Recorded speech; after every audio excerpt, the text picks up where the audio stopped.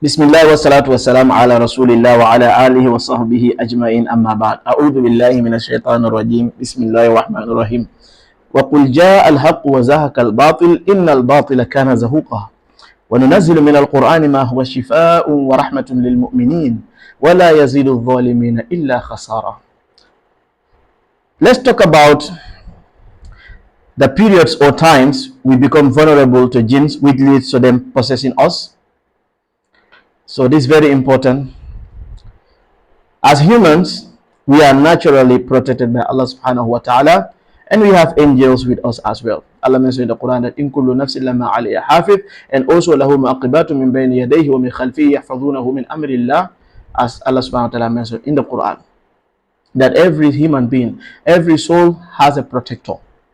Okay, so you have angels that protects you. That's why it's mentioned in the hadith that if something wants to happen to you, Allah subhanahu wa ta'ala, or the scholars, they mention that if something wants to happen to you, angels, Allah subhanahu wa ta'ala will command the angels. If Allah decreed that this thing should afflict you, the angels will move and it will afflict you. But if it is not decreed that this thing should not afflict you, the angel will stand between you and that, even when it comes to the bite of a mosquito. So human beings is protected. Okay, now, but sometimes the seal is broken due to the excessive forgetfulness, excessive desire, and too much disobedience to Allah the Almighty. Now, when you read your adhkar, you become spiritually, you become protected. Everyone have to read their adhkar so that they will be spiritually fortified. I'm not talking of the angels this time. I'm talking of you reading your adhkar. You reading your adhkar for protection. You have to do that. Like if you want to go to Jannah, you have to pray. Allah commanded us to pray, you have to pray. So the Prophet does his adhkar, you also have to do your adhkar. So now, but sometimes the seal is broken due to excessive forgetfulness, excessive desire, and too much disobedience to Allah the Almighty. Excessive forgetfulness. Woe to those who pray. Who? الَّذِينَ هُمْ عَنْ صَلَاتِهِمْ سَاهُونَ. Those who forget their prayers, those who neglect their prayers. Forgetfulness bring neglection. Like when you forget, neglecting bring forgetfulness. In some cases, they say like mistake is Allah, but it's not always. I'm talking of you. If you don't care about something, you won't think of it. How can you be watching something, movies, match, being at somewhere, and prayer passed? You're like, oh, prayer have passed. Oh, I didn't know. Oh, but if it was your flight day, you won't miss the flight. I don't think so. Or maybe you have to go to the bank to let me not use bank. I have a problem with banks. These riba banks, but Islamic banks, yeah. Somebody can also argue, okay, there is no even Islamic bank. I don't know. Like it has to be accurate. Everyone have to do their role. If you say the bank is a Islamic bank and it's not Islamic bank, you get that sin. So, but if it is something like important that you have to do, you won't forget it. So what of prayer? Subhanallah. You know, prayer is very important, brothers and sisters. So don't forget, like I forget to read my Quran, I forget to pray, I forget to do this. No, don't forget. Neglecting will bring forgetfulness in cases. Okay? So excessive desire. Excessive desire. You listening to music. You know, like you like to involve yourself in something which is disobedience, which have to do with desire, going against like which is the disobedience of Allah the Almighty. You like to enjoy yourself, you like to smoke weed, you like to drink alcohol, you like to fornicate, you like to listen to music, you like to go and play gamble, you like to go to parties, you like to go to club and all. You are going to places where the shaitan is. You have problem, you know. So these are things that can cause your shaitan to possess you.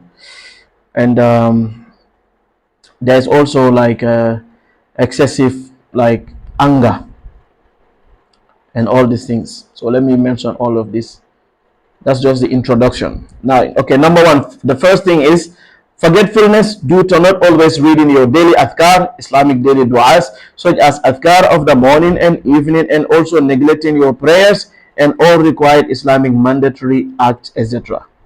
So forgetting your afkar, your daily afkar, askaru sabah wal masa. There is a book. It's called Husnul Muslim, Fortress of the Muslim. When you read it, it's like you are fortified. Please read it. It's easy now. You can download it, in your phone, Play Store, Google app and stuff. And you have the morning and evening afkar and afkarul nawm and afkar before going to bed. When I'm sending the Rukia audios to people, I send these things, together with them so that they can have it. So your afkar morning and afkar of the evening and afkar before going to bed is very, very important. And also neglecting your prayers. Allahu Akbar. Your salat. You are neglecting your salat. Salat is a how do I even say it? It's tahara, it's jund, it's your shield, it's everything for you as the Muslim. It's the first thing that Allah will account you of in the day of judgment. So don't joke with your salah. Take it very seriously. If the salah is good, the rest can come to account. But if the salah is batil, is nullified, is nothing, is destroyed, then there is like zero. Then all of those other deeds are not checked. The person ends up failing. Allahu Akbar. So salat is very important. That's why jinns, they are very evil. The shayateens are very evil. They are good jinns. They are bad jinns. The bad jinns, they don't want you to pray. When you have a kafir jinn, when he possesses you, he will like you to feel like you are a kafir. I'm telling you. Many people, sometimes they get these jinns get to their head and be like, you are not a Muslim anymore. Or, you did this and that. They try to intensify this thing. People like this, they need counseling. They need counseling, honestly. So if you have this problem, you can put it in the group so that I can also talk to you. It's very important. Because the shaitan goes with plots. So that's therapy.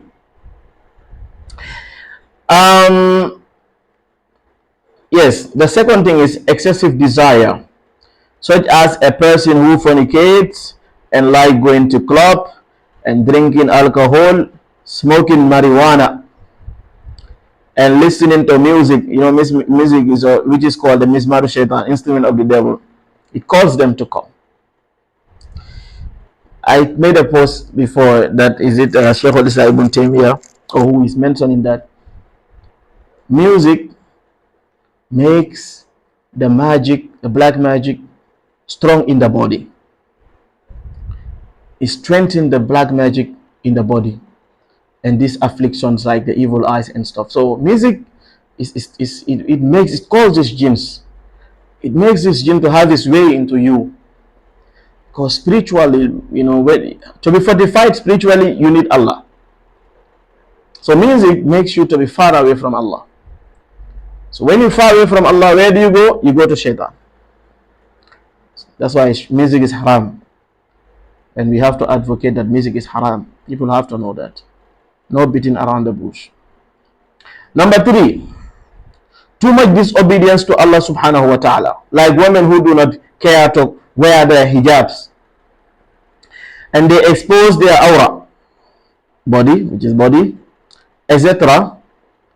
Like when I say aura, the women and mahram should not see certain part of your body. They are your aura. You are not covering your hair. You are wearing something tight to the point that your body structures are being exposed, etc. So body, they are not wearing their hijab and exposing their aura body and making the jinns to feel attracted to them, because by doing this it makes the jinn to feel attracted to you. When you wear something sexy, the jinn will love you. Jinns, shayateens, like they love anything that have to do with being sexy, desire. People have this saying that you look sexy, you look hot. No, we don't speak like that. Muslims, we are very modest people. We don't use those terms like you look sexy. For them, when you say sexy, it means like you are wearing something which at least your body is revealing, like desire or something. You look hot. It's like you are a'udzubillah min harrin nar jahannam. May Allah protect us from the heat of the fire of Jahannam. I mean, we seek refuge in Allah from that. So that's why Allah subhanahu wa ta'ala mentioned in the Quran that Ya ayyuhan nabi, say, O Prophet, Qul li azwajika, tell your wives, wa banatika, and your daughters, wa nisa'il mu'minin, and the Muslim women, the believing women, yudnina alayhinna min jalabibihinna, let them take their cloaks and cover their body, their jilbabs, cover it from the head to the toe. That's what the scholars interpret it with. ذَلِكَ أَدْنَىٰ أَن يُعْرَفْنَا, that is more appropriate and nearer for them to be recognized as believing women. A Muslim has to dress so that people see that this is an Islamic dress you're wearing. Islamic dress is a modest dress. وَلِبَاسُ التَّقْوَى ذَلِكَ خَيْرٌ, and dress of piety is better. Now, ذَلِكَ أَدْنَىٰ أَن يُعْرَفْنَا فَلَا يُؤْذَيْنَ, so that they will not be like molested and etc., whereby it makes men to be attracted and start to say stuff and like, oh, you look hot, or they even get like sexually attracted. Imagine, like, let's take this analogy: two women. One of the women is wearing a covered dress, and the other woman is wearing a dress which is revealing. Which of these two do you think is likely to be attracted by opposite gender? Of course, the woman that wears something that is revealing. Exactly, for the jinns, they see you where you see them not. Now, if you go out, jinn is there. Since they are invincible, you can't see them. And then you wearing something that is making men to be like, whoa, you look sexy and etc. It attracts the jinns also, the same to also say you are sexy, etc. And they want to follow you to your home. You can't see them. That's how many people get problem. Jinn will follow you and try to know where you live, and now be coming there at night to come and sexually abuse you. Sometimes it's our fault, sometimes it's not our fault, but you make sure you do what you are supposed to do. Do the right thing. Don't make them to be attracted to you. So wear hijab. In fact, there's this story about the Raqi and the woman that does not wear her hijab. So this woman, she was having this ashik jinn problem, like lover jinn problem. So the jinn used to abuse her and all these things. Lover jinn, they want only two things, which is lust, sex, and all these things, and manipulation, controlling. They are real narcissists, you know, I'm telling you, like, and psychopaths. So when she does ruqya, the Raqi, so talk to the jinn and say, leave this woman, etc. What makes you attracted to this woman? He says, because of the dress you wear. And they say this woman wear very short dresses, sexy dresses. I am telling you, this sexy dresses is a disease to men. Hardly they can control their body. Even if you pass and they even have a glance, they always think about this, because it arouses some of the people, and it's very bad. So this is why it's a fitna, you know. So the jinn said that if you want me to leave this woman, just like let her wear good clothes. Yeah, because if she leaves this woman and this woman pass again and wear something short, you will get attracted again and follow this woman. So now the Raqi tells the woman, wear good clothes, okay? Wear good Islamic dress. Then she started to wear Islamic good dress, and the jinn left. She's fine. And then after a while, you know, like some people, maybe 1 year pass, you like, okay, now I'm fine, I can go back to my old ways. They say she started wearing bad dresses again, the jinn possess her again. So this is a problem. So let's wear good clothes, and also let's stay away from sins. So this kind of dress makes the jinn feel attracted to them. That's why majority of the cases are due to lover jinns, and same applies to the males too. It is vice versa. Some males also, there are women jinns, they'll also love you because of, I don't know what is it. Some is oppression, but sometimes it's because of your attitude also. Like you are like the soul man.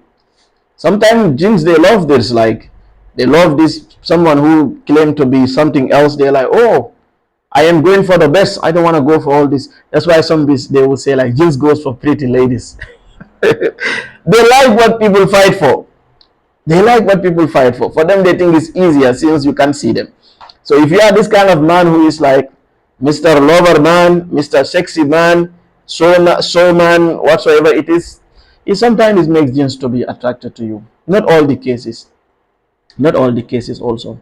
So just be humble, human being, be humble, be simple, nice, normal. Don't put dunya on your head. It comes with a lot of problem and loads. May Allah protect us. Amen. So too much lying, and the worst is to read your du'as, like so too much lying also causing, and you still persist in sin, which can lead to your seal be broken also. So like lying, involving in continuing your sins and persisting in sins and all can cause your seal to be broken. So all these things I mentioned can make your seal to be broken. You see, subhanallah, the reason why Allah subhanahu wa ta'ala forbid us from sinning, there is a reason behind it. Subhanallah, whatever Allah tell you, don't do this, it's for your own good. That's why if you persist, you are stubborn, you go, now you go beyond that boundary. He should not blame no one but himself. Number 4, which is the last, or maybe there are a lot of things, but I just put 4 here. Excessive anger. Oh, you see how shayateens, they are angry. They are very angry, like beings. Shayateens are very, very angry. When you are Iraqi, you will know these things. When they come, they get very angry. That's why people also who are possessed with shaitan, you see, they easily get angry because of the shaitan in them. It's not them. They are nice people, normally human beings. Muslim, we are nice people. But when you have the shaitan, it changes your attitude totally. It makes you look like a very evil person, which when you are a very nice person. That's why some of these people, they will cry. They will cry like, oh, this is not me. I hate my life and blah, blah, blah. I feel like I die is better than this. Why? Subhanallah. But be patient. Whatever is not your attitude, whatever is not you, if you are forced to it, Allah subhanahu wa ta'ala is merciful. You will not be accounted for that by the mercy of Allah. Okay? Because these shayateens or black magic trying to make you of something what you are not, they will be the one to be blamed. Just do your best. So, excessive anger. That's why sometimes jinns can follow you. They will be like, I am following this person for how many years, but I got this chance when he was so involved in sin. Ibn Taymiyyah, he mentioned this, rahmatullah alayhi, about the raqi, or in fact anyone. Know that the shaitan is your enemy. Inna shaitan lakum aduwan fattakhidhuhu aduwa. Innama yad'u hisbahu liyakunu min ashabi sa'ir. Shaitan is your enemy, so also take him as your enemy. What the shaitan is calling upon and his followers are to be of the dweller of fire. So what he is calling his followers and those of his allies are to be the dwellers of fire. So shaitan, this is his plan, so that people can go to hell. That's why that saying, go to hell, is a shaitanic statement. Muslims will never say that to anyone. Go to hell is a very, very bad word to say to someone. That is shaitanic statement. Wants people to go to hell. So don't tell someone go to hell or stuff like that. Okay? Okay, let's continue. So this all these things I mentioned, shaitan likes you to be involved in these things so that you will be far away from Allah. Like if this shaitan is following you for many years and will just wait for opportunities. Ibn Taymiyyah, he mentioned rahmatullah alayhi, that the shaitan, so don't be mindful, do not be negligent.